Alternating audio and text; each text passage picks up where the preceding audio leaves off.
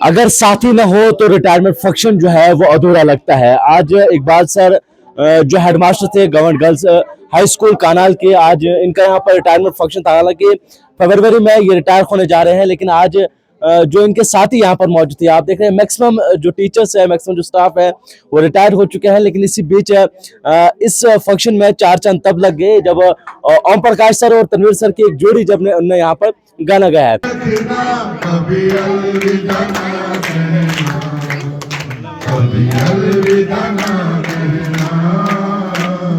चलते चलते मेरे ये गीत याद रखना, कभी अलविदा ना कहना, कभी अलविदा ना कहना। रोते हंसते बस यूं ही तुम गुनगुनाते रहना, कभी अलविदा ना कहना, कभी अलविदा ना कहना।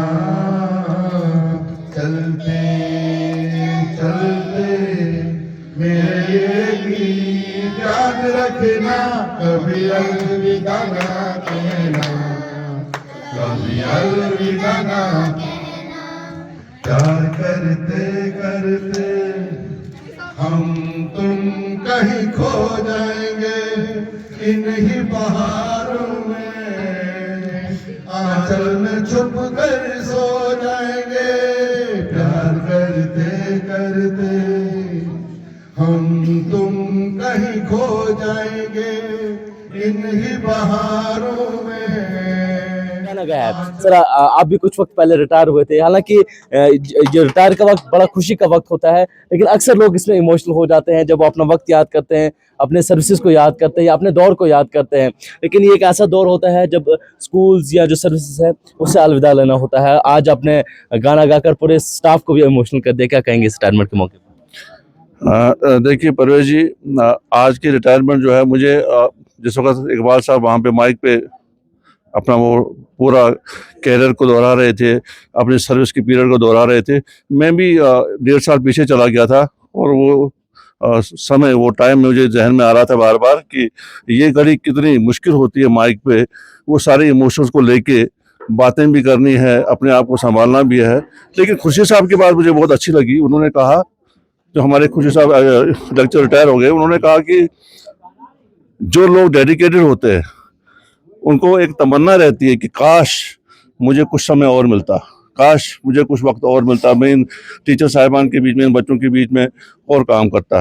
तो बहरहाल इकबाल साहब का जो कंट्रीब्यूशन रहा है, वो जो आप देख रहे हो, अगर आप कैमरा घुमाएंगे, इतने बच्चों का छुट्टी के दिन भी आना, इतने बुजुर्ग लोग हमारे साथ खड़े हैं, इनका यहाँ पे आना इस बात की गमाजी करता है कि इकबाल साहब के कंट्रीब्यूशन रही है।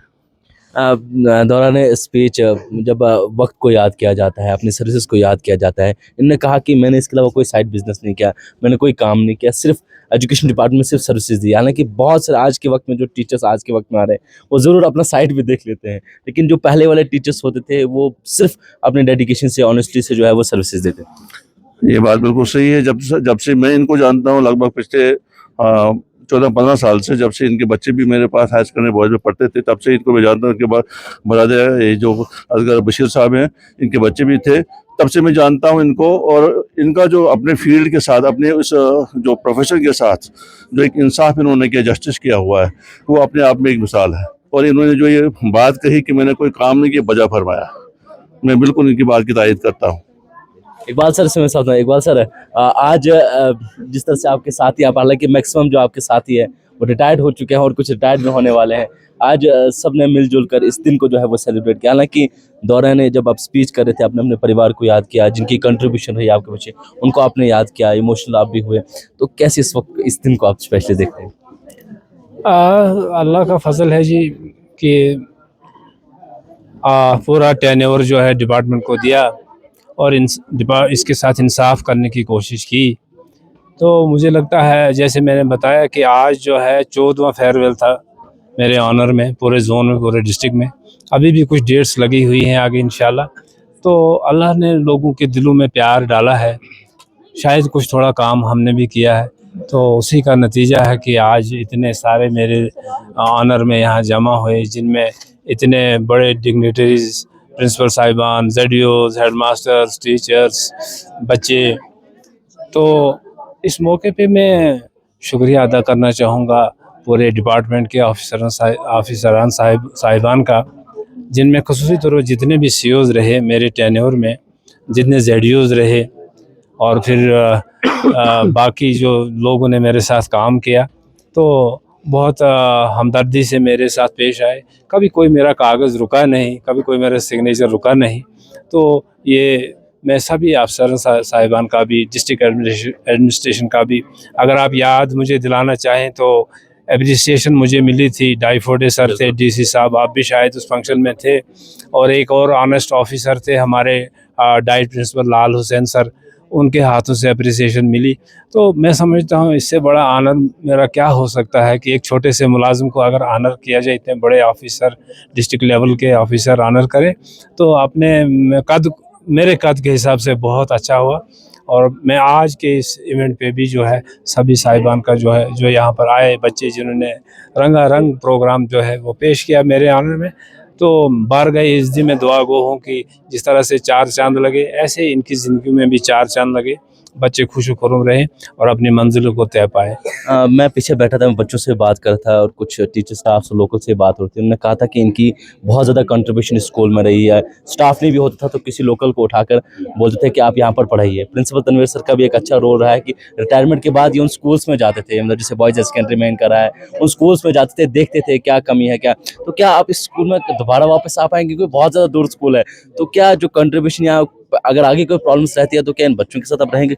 बिल्कुल, बिल्कुल, एक ऐसी जगह बनी है लोगों की और बच्चों के दिल में। 35 साल सर्विस जो है जुड़ी हुई है इनके साथ। ख़ास करके आपने राणा साहब की स्पीच में देखा थे, वो भी थोड़े भावुक हो गए।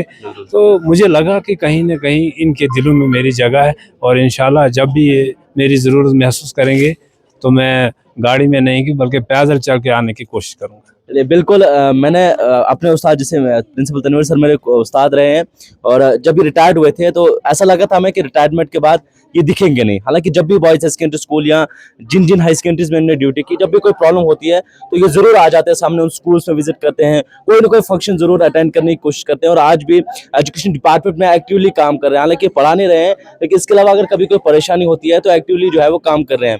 वैसे यहाँ के लोगों को भी उम्मीद है कि जब यहाँ पर स्टाफ या टीचर नहीं होते थे, यहाँ के सरपंच साहब हुआ करते थे, हालांकि वो खुद टीचर महकमे में रहे हैं, वो खुद एक टीचर रहे हैं, तो यहाँ पर पढ़ाने आ जाते, वॉलंटियरली पढ़ाने आ जाते, तो वो इनका काम था इकबाल सर का। लेकिन अब देखना होगा कि रिटायरमेंट के बाद इस स्कूल को कैसे चलाया जाता है, और स्पेशली एजुकेशन डिपार्टमेंट से रिटायर होना बहुत बड़ी बात है। एक अच्छा एक्सपीरियंस रहता है, और उसके साथ साथ एजुकेशन डिपार्टमेंट एकेडमिक्स में कैसे काम करना है, एक अच्छा एक्सपीरियंस रहता है। तो मुझे उम्मीद है कि एजुकेशन डिपार्टमेंट को भूलेगा नहीं, जब भी जरूरत पड़ेगी इन्हें याद करेगा।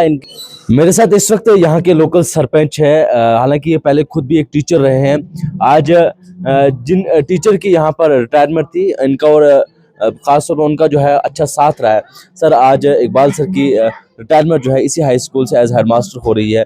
आपका अच्छा एक्सपीरियंस उनके साथ रहा है, काम आपने साथ में किया है, तो क्या कुछ कहेंगे आज उनके रिटायरमेंट पर? सर, मैं तो ये कहना चाहूँगा कि ऐसा हेडमास्टर आज तक ना इस स्कूल को भी कभी मिला था और ना ही मिलेगा। इतना अच्छा काम, चाहे वो पढ़ाई थी, चाहे वो स्पोर्ट्स थी, चाहे वो कल्चरल एक्टिविटीज़ थी, लोगों के साथ मेल मिलाप था, बच्चों के साथ इनका जो बिहेवियर था, हर तरीके से एकदम नाइस और एक्सीलेंट। और इनके आज यहाँ से इनकी रिटायरमेंट पर, इनकी रुखसती पर हम इतने समझो कि गमगीन हैं कि मैं बयान नहीं कर सकता कि हमारे दिल की क्या इस वक्त कैफियत है। और हम यही कहेंगे कि इकबाल साहब की रिटायरमेंट, इकबाल साहब की जो पोस्ट रिटायर्ड लाइफ है वो एकदम से खुशगवार हो, अच्छी हो, और सेहतयाब रहें, जहाँ भी रहें खुश रहें, और हमारे और कुछ ना कुछ ये सोशल वर्क करें, हमारा भी ख्याल करें, अपने गांव के लोगों का ख्याल करें, क्योंकि इनमें अभी भी बहुत पोटेंशियल है, इनकी नीयत भी काम करने की है।